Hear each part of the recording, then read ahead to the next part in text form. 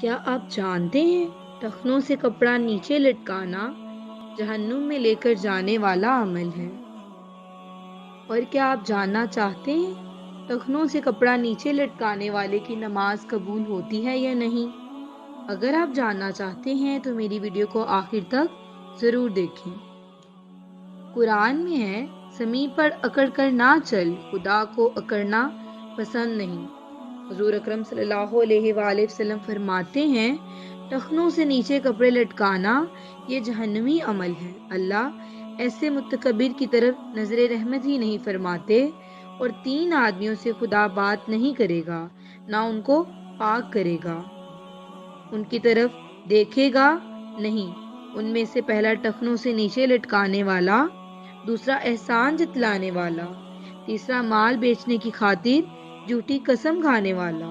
یہ حدیث پہلے گزر چکی ہے۔ ایک آدمی فخر سے چلتا تھا، اچانک زمین نے اس کو پکڑ لیا۔ وہ قیامت کے دن تک دھنسا جائے گا۔ متکبر آدمی جو اترا کر چلتا ہے، اس کی طرف خدا دیکھے گا بھی نہیں۔ نبی پاک صلی اللہ علیہ وآلہ وسلم نے فرمایا، چادر نصف پنڈلی تک سنت ہے، اس سے نیچے بھی جائز ہے، مگر ٹخنے سے نیچے باندھنا آگ کا مستحق ہونا ہے۔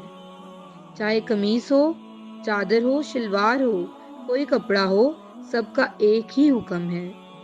حضرت ابو ہریرہ رضی اللہ تعالیٰ عنہ سے روایت ہے کہ ایک شخص نے چادر نیچے لٹکائی اور آ کر نماز پڑھی۔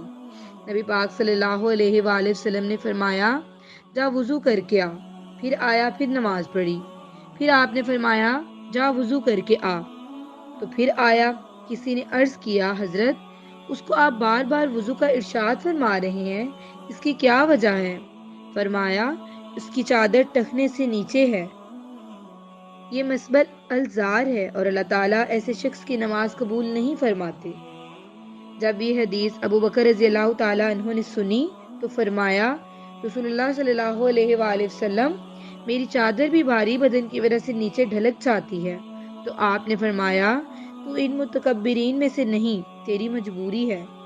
دعا کیجئے کہ اللہ تعالیٰ ہم سب کو اس عمل سے بچنے کی توفیق عطا فرمائے، آمین یا رب العالمین۔ میں امید کرتی ہوں میری آج کی ویڈیو آپ کو پسند آئی ہوگی اور آپ نے لازمی اس سے کچھ نہ کچھ سیکھا ہوگا۔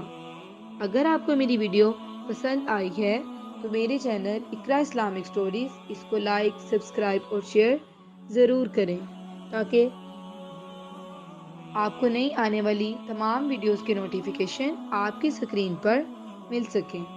اب مجھے اجازت دیجیے، اللہ حافظ۔